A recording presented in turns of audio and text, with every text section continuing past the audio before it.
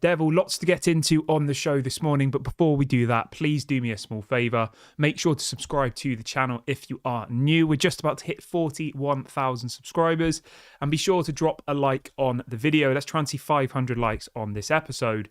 On today's show, we will be talking about Matias Tel and a potential loan deal to Manchester United. We'll also be talking about Marcus Rashford and reacting to some comments from Ruben Amorim's latest press conference. Doing a bit of a preview for the game tonight against FCSB Bucharest, and also talking about Patrick Dorgu, who's doing his medical at United today.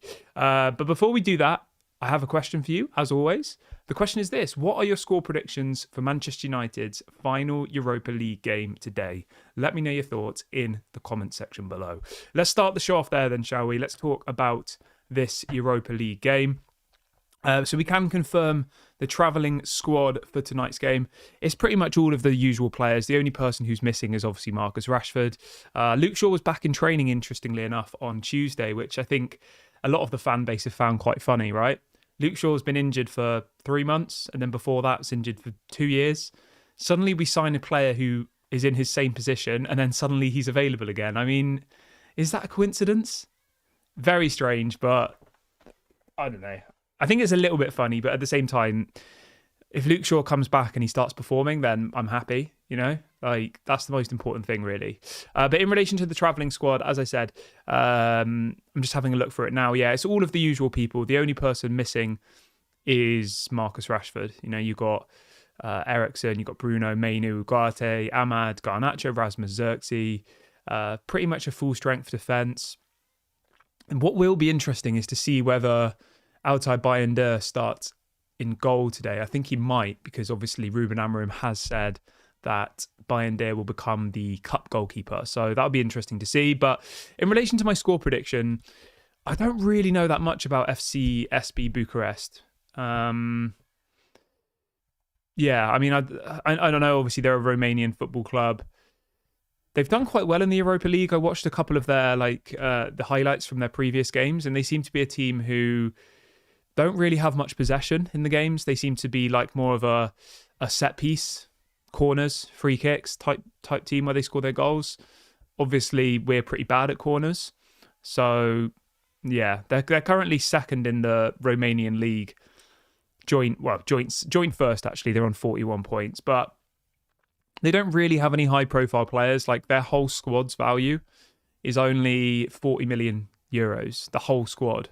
You know, when you compare that to Manchester United's squad, it's like light and day, really. And Manchester United should be winning this game comfortably. I don't know that much about this team, though. I don't know much about like the stadium, about the atmosphere. Is it going to be one of those really hostile environments? Let's try and have a little look.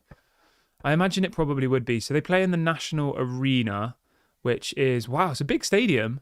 55,000 person stadium. Massive. So it should be a decent, looks like a nice stadium, 55,000 people. I can't see really any photos where it looks that hostile. It looks pretty timid, to be honest. But anyway, it's going to be a good game. I'm looking forward to it. 8 o'clock kickoff. Obviously, we will be doing our match reaction straight after the game. So make sure you come around for that. And let me know your thoughts in the comment section on the score prediction. I'm going to go with 3-1 Manchester United. I think we'll win. I think, I mean, it should be comfortable realistically. I know they've done okay so far in the Europa League. They are currently in 8th place. They've got 14 points. Manchester United in 4th place. We could go as high as 2nd place in the table if results go our way. So it'll be interesting to see.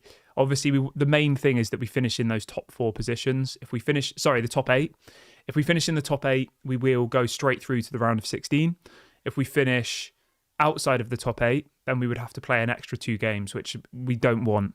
Because some of those teams still in that other bracket are like some of the better teams. You've got Fenerbahce, you've got Anderlecht, you've got Ajax, you've got Roma.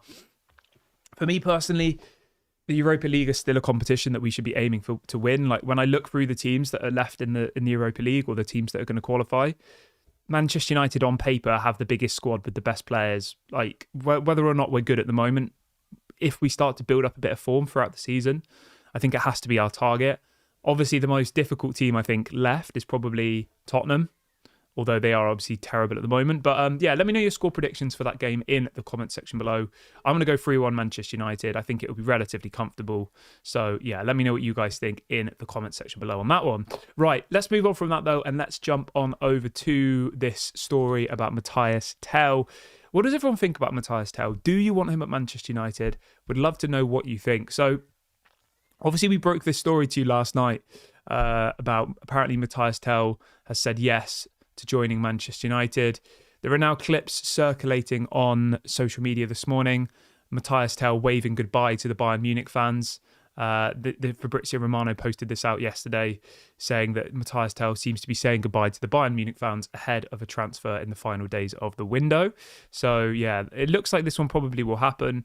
There are lots and lots of clubs interested: Chelsea, Arsenal, Tottenham, but apparently Manchester United are leading the race to sign Matias Tel. He obviously wants to start games, and he can come to Manchester United and he will actually start games. So yeah, I think it's a decent signing. Is it going to revolutionise our team? Probably not, but it's another attacking option. He's better than Antony. Antony goes on loan and we bring Matias Tel in on loan. It's kind of as simple as that for me. But the story this morning is suggesting that it will just be a loan deal. There won't be an obligation to buy.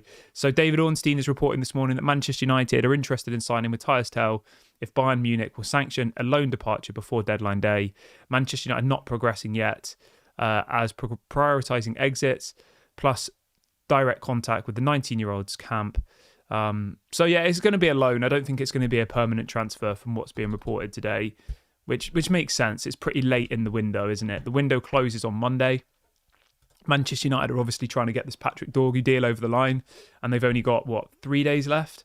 So I think the likelihood of us signing Matias Tel on a permanent deal in the next 3 days is quite slim, whereas a loan deal, obviously, is relatively easy to do. You cover the player's wages, and, he's fit, he's available, he's ready to start immediately. He joins and he kind of slots straight into the team. So, yeah, I'm excited about this. I think hopefully he comes and hopefully he helps us achieve what we want in the rest of the season. Obviously, we're still in the FA Cup, we're still in the Europa League. Premier League's gone, obviously, but we can still, try and at least finish in the top half of the table, which is good. So, Matias Tel to Manchester United, definitely one to watch for the final days of the window. Yeah, I think it'll be a decent signing as a loan. So I'm happy with that. But let me know what you guys think about that one in the comment section below. Al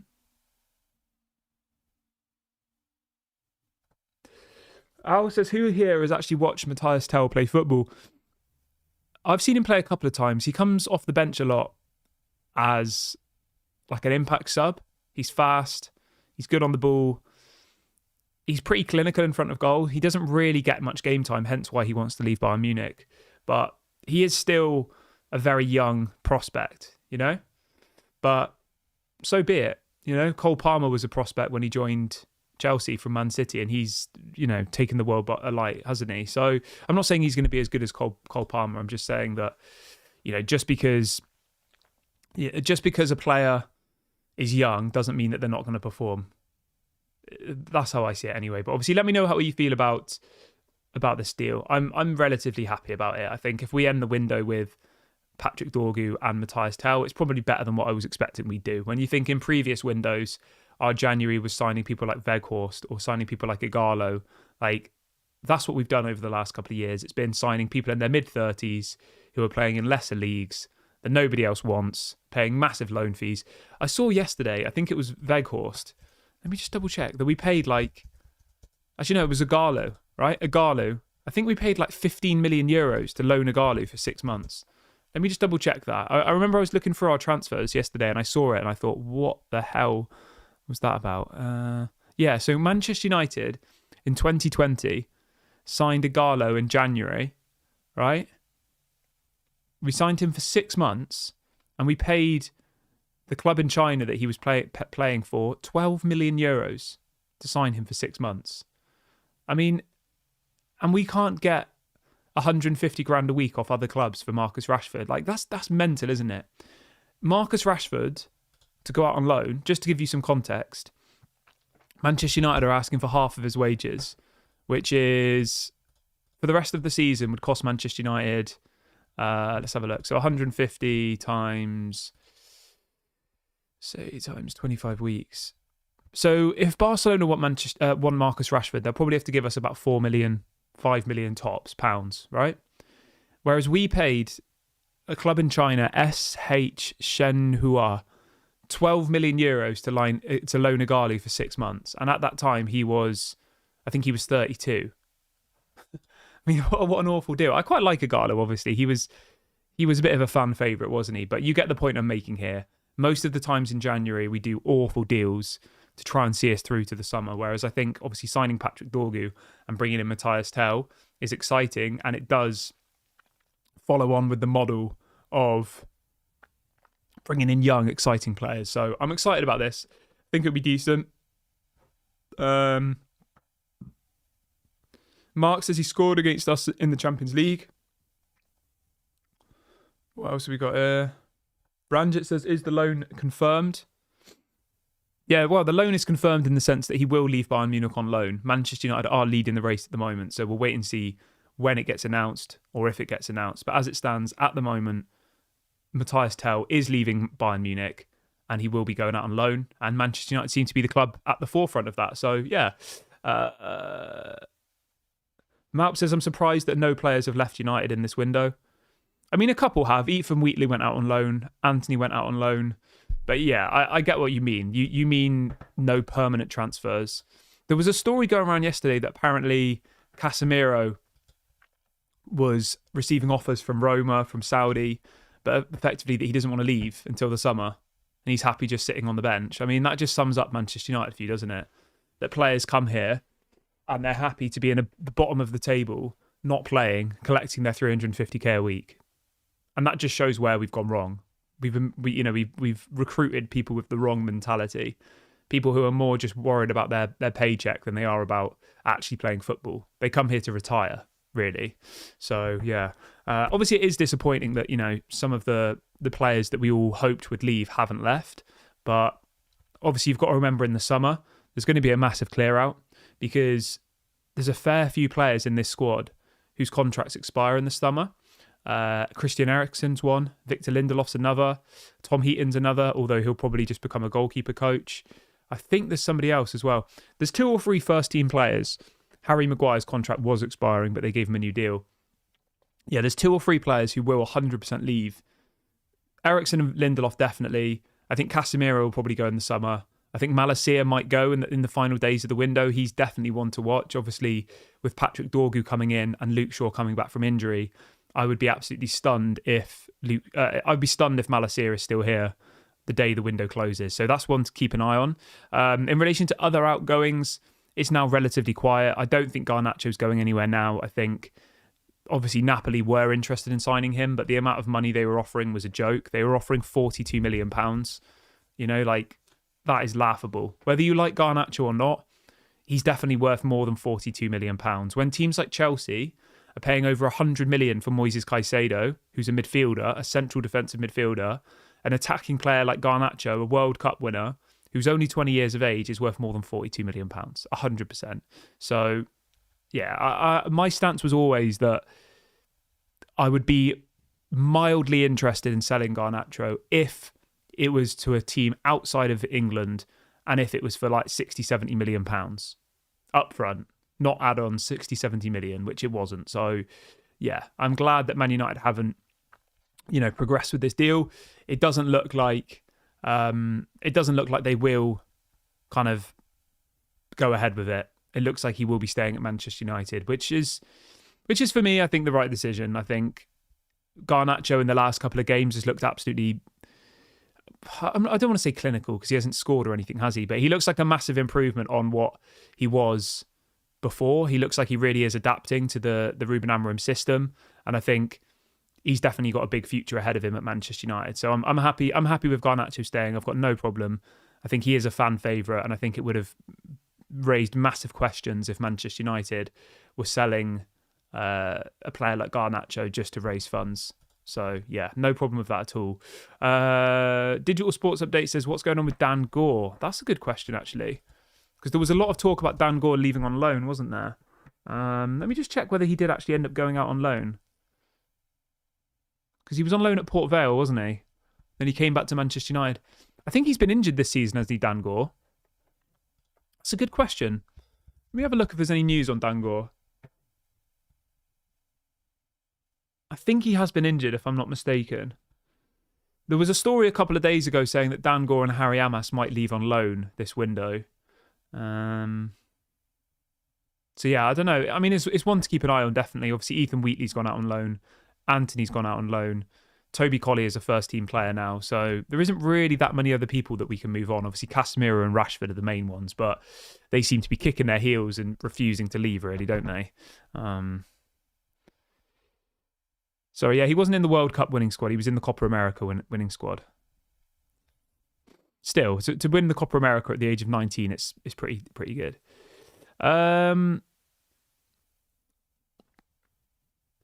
Robbie says, I'm surprised that Bayern are willing to let Tel leave on loan unless they're prepared to sell in the summer. The thing is, right, I think Matias Tel is a signing for the future for Bayern Munich. Obviously, they've spent £100 million on Harry Kane. So they don't really need Matias Tel at the moment. And Matias Tel is only going to get better by playing football. So it's in everyone's interest, really, that Matias Tel comes to Manchester United because we're desperately crying out for another attacker.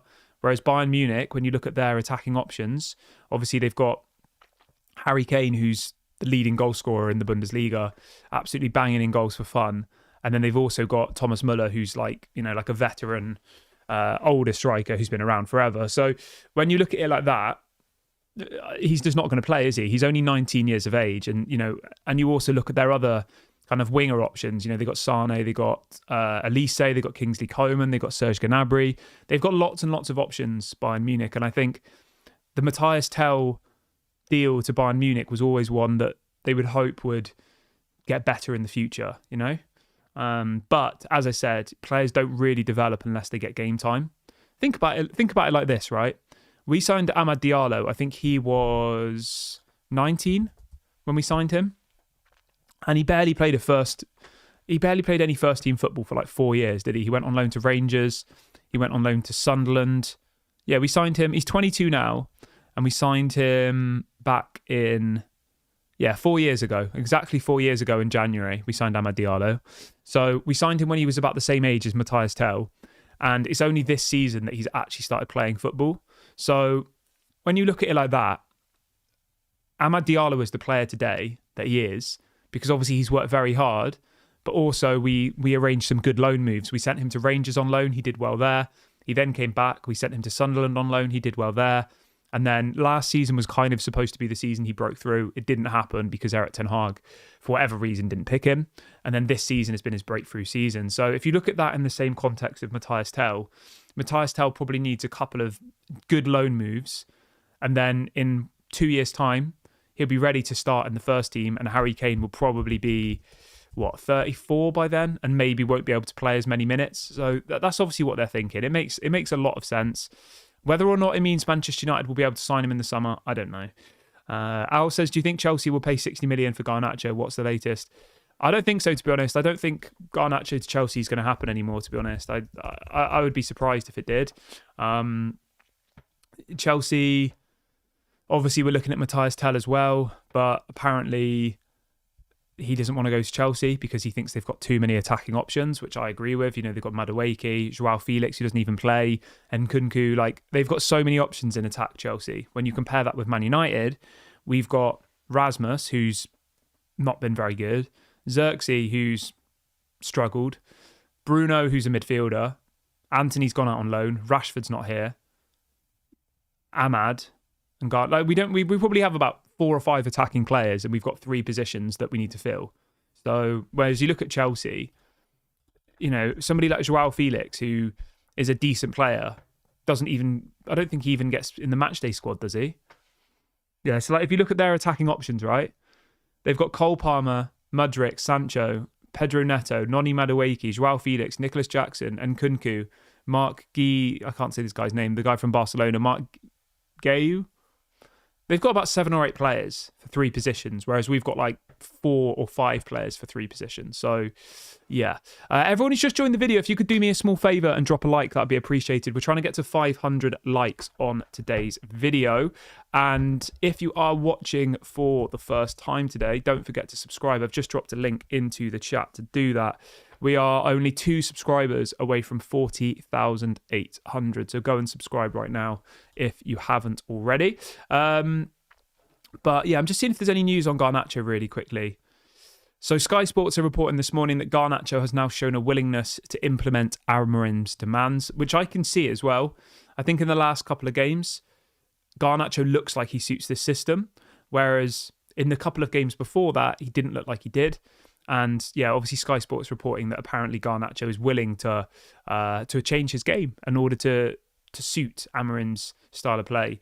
So the story coming out from, again, Sky Sports is that Napoli won't go above 55 million euros, which is, let's do euros to pounds, 55 million euros. It's not much, is it?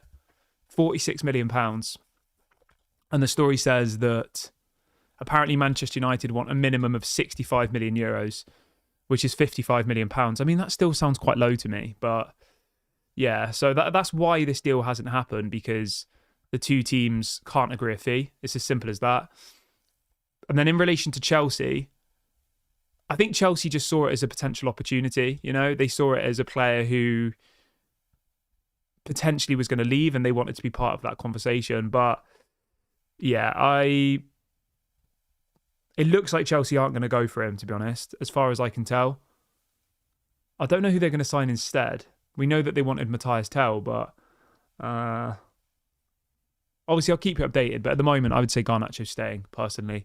Let's move on from that, though, and let's talk about Marcus Rashford really quickly then, shall we? So there were some really interesting comments that came out yesterday in Ruben Amorim's press conference about Marcus Rashford.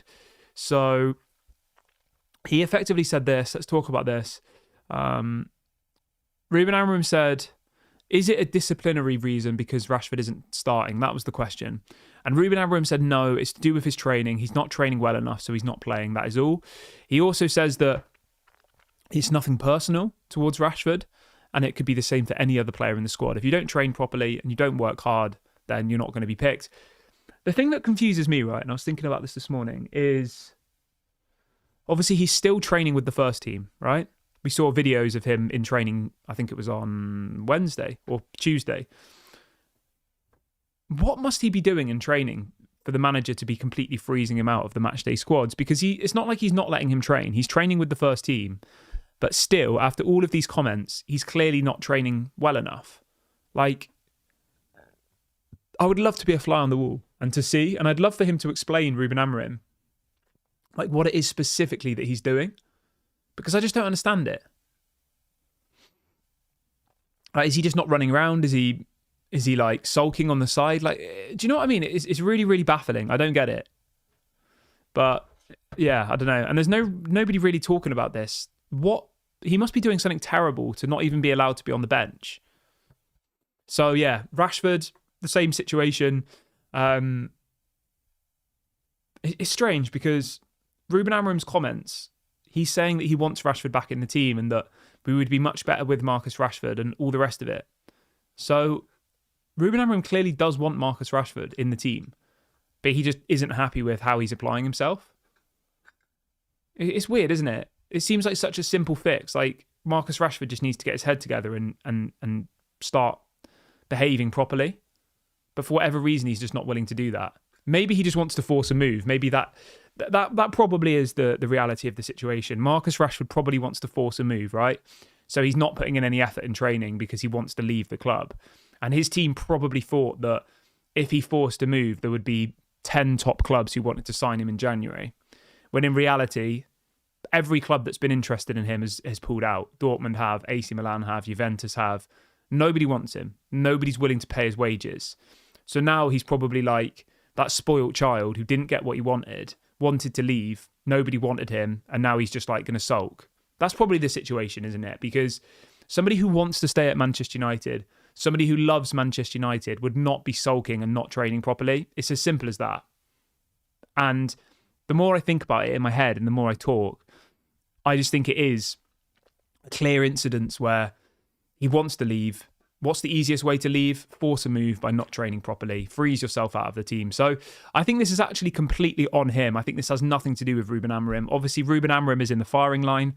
He's the one who has to answer the questions. He's the one that every pundit in world football's like, oh, is he making the right decision? Oh, he's being a bit harsh towards Rashford. I don't think it's that at all. I think it's very, very simple. Rashford wants to leave. Rashford is trying to orchestrate a move by not training properly, which means he doesn't then get picked. And he thought that, as I said, every top club in Europe would want him, when in reality, nobody does. And now he's sat there annoyed because he didn't get what he wanted. He's throwing his toys out of the pram, a spoiled child. And that's the situation, I think. If anybody has any differing opinions, please let me know. But I'll tell you what would be interesting now, okay? I would not be surprised at all if Marcus Rashford is still here come next week when the window closes, and Marcus Rashford's attitude changes. And within a couple of weeks, he'll be back in the team and he'll be training properly. I think that will happen because his team will probably be telling him, Rashford, if you want to move in the summer, you need to be playing football. Because at the moment, nobody wants you. That has to be the case. I've kind of worked it out now that I've thought about it.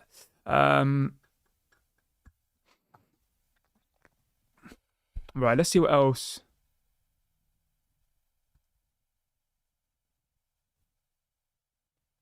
Johnny says it's not about training. Everyone knows it. What's it about then? All right, he's saying it's because he skips training, fakes illnesses, and going to... I mean, that interview he did as well obviously wouldn't have gone down well. There is obviously lots of factors in there. He's, his off-field antics are probably not happy. Johnny says, it's funny how you guys blamed Erik ten Hag for Sancho, but back Amorim now with Rashford. I thought the situation with Sancho was handled correctly. I thought the situation with Amorim was with Rashford's been handled correctly. Malp says Rashford is going, the relationship is dead with the manager. I mean, you can say that, but he's only going if somebody wants to pay the money for him, and no one does. So obviously there's this talk of Barcelona. And then, as somebody says in the chat above, why would anybody want to sign Rashford? Al says, how difficult is it to train when you're being paid 350k a week?